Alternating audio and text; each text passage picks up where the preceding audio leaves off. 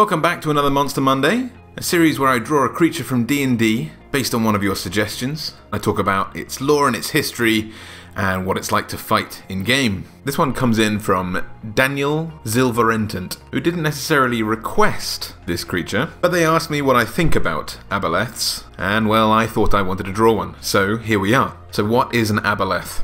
Well, the too long didn't read version is that they are ancient, primordial, psychic, immortal eels that grow to about 20 feet long, or longer, if they tend to be ages old, that want to kill the gods as we know them on our plane of D&D. Aboleths joined the world of D&D, appearing first in Dwellers of the Forbidden City, a module from 1981 written by David Zeb Cook, who went on to be a very prolific writer for D&D. But in-game, they are potentially one of the oldest creatures your players will ever encounter in-game. One of the oldest possibly in existence. They lurked in the depths of the oceans still forming, the very early moments of the universe, and reached out to enslave developing life forms as their awareness grew, gradually forming a great slave empire that most likely shaped many worlds that your players will visit. Compared to these proto-creatures, these primitive creatures, Aboleths were gods. Enormous, intelligent creatures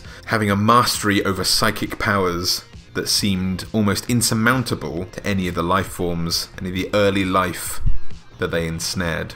Then, a little bit after this, once they'd already formed their empire, the gods of your D&D world showed up and put an end to the empires of the Aboleths, freeing their slaves and slaughtering many of these giant eel beasts. The Aboleths have never forgiven gods for this, and they will never forget. Aboleths have perfect memories, retaining every little fragment flawlessly of their completely immortal lives, so that those that were there the day that the gods were formed still remember the slight that the gods committed by breaking up their empires as clearly as if it was happening moments ago. This wound is still raw for them. Those that are slain still hold on to these memories, as when they're killed, an Aboleth's soul pours into the murky depths of the elemental plane of water, where it slowly reforms. Aboleths dream of slaying the gods that stole their fledgling universe from them. It consumes almost all of their thoughts, and they have countless untold eons to devise plans and schemes to do just that. It's possible that every action your adventurers may have taken leading up to meeting an Aboleth throughout their whole lives has been a particularly and meticulously plotted out and calculated plan by one of these foul creatures. Even their own deaths may further their own alien, cryptic and incomprehensible agendas, all leading towards a plan that culminates in one day striking back against the gods to resume their timeless empire. Aboleths aren't super interested in slaves that might rise up and destroy them, however. Totally fine with the idea of slavery. They believe that they're entitled to everything in the universe, and slaves definitely fall under that category. However, they don't like being threatened. It can be really inconvenient for their plans, might set them back a few hundred years. So they like to inspire creatures that might worship them as gods, which not only feeds their ego, but also makes people far more compliant and receptive to their goals. This is where we start to see some of the H.P. Lovecraft style influence coming in. The idea of these horrendous, timeless entities so beyond our control, where our greatest accomplishments and attempts to thwart them ultimately are futile, because it's only a matter of time, no matter what we accomplish, before they are back on track with their goals. As well as these hideous aberrations being worshipped in cults, very Call of Cthulhu. But worship feeds into the self-centered nature of Aboleths, who only pause thinking about their own vengeance on the gods to think about how much they love and adore themselves. Now granted, an Aboleth is a pretty hard thing to want to worship, unless through some kind of despair, as per the Cthulhu mythos, because ultimately they're a slimy, nightmarish, amphibious horror of near-infinite darkness that dwells in the deepest parts of the oceans, and is basically a 20-foot leech. But it gets around its own hideousness, an obviously malicious intent, by using its immense psychic abilities. Aboleths mostly communicate telepathically, and when a creature communicates back to an Aboleth telepathically, it's like allowing a virus permission to use your computer. It sends the spam email of reaching out to you, and by clicking on it,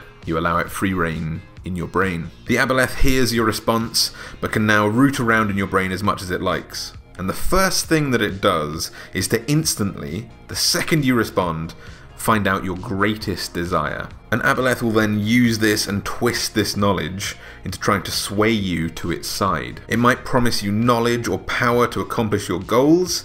I mean, at the end of the day, it does know everything that's ever occurred since the dawn of time, pretty much. So it probably could, most likely, actually help you in achieving your greatest desires. But they don't actually have the power to grant wishes. However, they might try and convince you that they can. In this instance, they might try and use one of their lair actions if you encounter an Aboleth in its lair. Basically, 1 mile around where this creature calls its home, the entire region, well at least underground, all the surfaces become slimy and wet. All water is supernaturally fouled, causing anyone who drinks it that does not serve the Aboleth's agenda to vomit uncontrollably. Those that don't pose a threat to the Aboleth, however, can drink from it quite safely. And this zone can be purified in 3d10 days after an Aboleth is killed. The whole underground, slimy stone thing, though, reminded me a lot. Blackstone from Game of Thrones. This kind of mysterious and ancient stone that's perpetually oiled. No matter what you do to it, it becomes so revered in the kingdom of Westeros that even the throne that the Greyjoys sit on is made from it, continuously oiling the person who sits on it. Forever disgusting. Maybe there's an Aboleth somewhere underneath Westeros. But anyway, while it's in this lair, it gets lair actions, which happen at initiative 20, and one of the things that it can do to help you worship it is that it has a very modified version of the spell Phantasmal Force, that can only use while it's in its lair, that might help it trick you into believing that it has unbelievable power. I mean, it's a challenge rating 10 creature, it is pretty powerful, but it's not on par with a god, so it might trick you. In this version of Phantasmal Force, the Aboleth can cast their 2nd level spell on any number of creatures that it can see within 60 feet. It'll force you to make an intelligence saving throw, and if you pass, it can't try to trick you in this way again for another 24 hours. But if you fail, it could show you your heart's desire. It could bring back a loved one from the dead. It could make you watch as your scars and curses and what have you fade before your eyes. You might see or hear your pockets fill with unlimited gold. The illusion is said to be so real that it includes sound, temperature, even touch, up to the point whereby someone could be convinced that they are taking damage from an attacker, for example. So don't cross one, you could be fighting a legion of phantasmal attackers. It also has other amazing abilities in its lair though. Within 1 mile of its home, an Aboleth can create a perfect illusion of itself that it can see and hear through. So be careful you're not attacking the wrong thing if you launch an attack against this creature. You can also use a lair action to create pools of water within 90 feet of it to lunge out of their containers and drag people 20 feet towards the Aboleth. And it can fill the water around it with its psychic wrath to boil players for 2d6 psychic damage. But anyway, if its Phantasmal Force ability is not enough to convince you to worship it, if literally showing you your heart's desire is not enough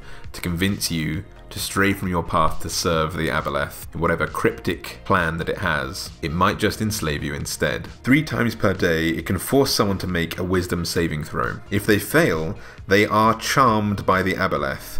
This isn't the charm person's spell. This lasts until the Aboleth dies, or if the Aboleth goes to a different plane of existence. The Aboleth can communicate with its enslaved pet over any distance, which makes for a great plot device for a spy in the group. The only way to shake this enslavement is to damage the slave, at which point they can make another wisdom saving throw to break the Aboleth's control. But if they fail, they can't repeat another saving throw of this kind to escape for another 24 hours. You could, if you were so inclined, get really creative with this and have an NPC or even make a player character, if you're a player, join the group as a cleric or a paladin or a warlock or something like that, who for ages sings the praises of their god, who is secretly an Aboleth.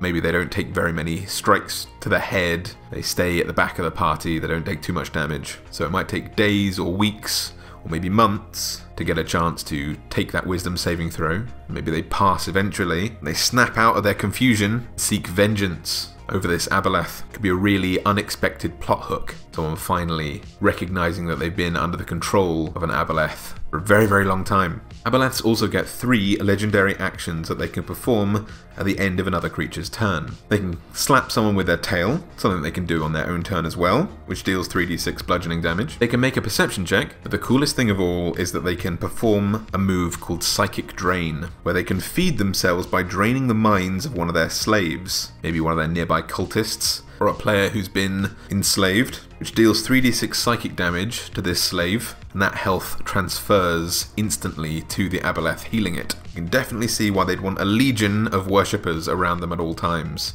An infinite health source. But by far the most weird and interesting things that the Aboleth can do, in my opinion, is to spread a kind of genetic, like gene-altering disease through mucus and slime that it covers itself in. So as per usual, I've gone a little bit off the beaten path when it comes to drawing these guys. Usually they have a bit more of a long snout, they're a bit more fish-like than worm-like, and their 3 eyes on the top of their head are usually in a line. But with this whole slime and mucus thing, I've decided to take inspiration from a real-world creature called the Hagfish, which admittedly only has 1 eye, but its features are fairly similar to this.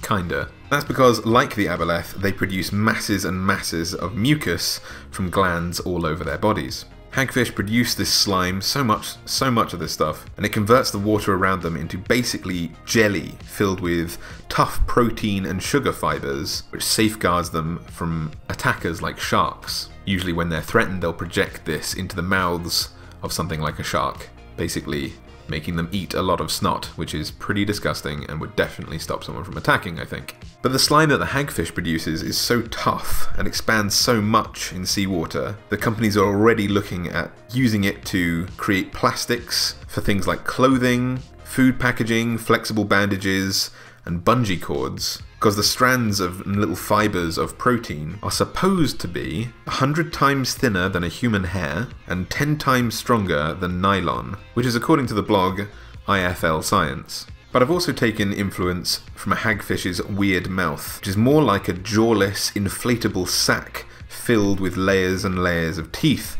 that tear apart their food, usually dead things that float to the bottom of the sea, like sandpaper or a file of some kind. But the slime feature is the really interesting thing here. In Aboleths, they create a mucus cloud around them at all times that causes attacker to make a constitution saving throw or become diseased and mutated for 1d4 hours. If you're diseased in this way, you can breathe underwater, but it robs you of the chance to breathe air for that same time, which would be an incredible way for budding alchemists in your group to create a potion for water breathing. But Aboleths also have a tentacle attack that they can make 3 times per turn, which deals 2d6 plus 5 damage and infects players in a far more virulent version with this mucus. Now you suffer no immediate effects upon being struck by the tentacle, but 1 minute later, maybe after the fight if you're very swift, who knows. But it changes you subtly, internally. After a minute has passed, your skin becomes translucent and slimy, and you can't regain hit points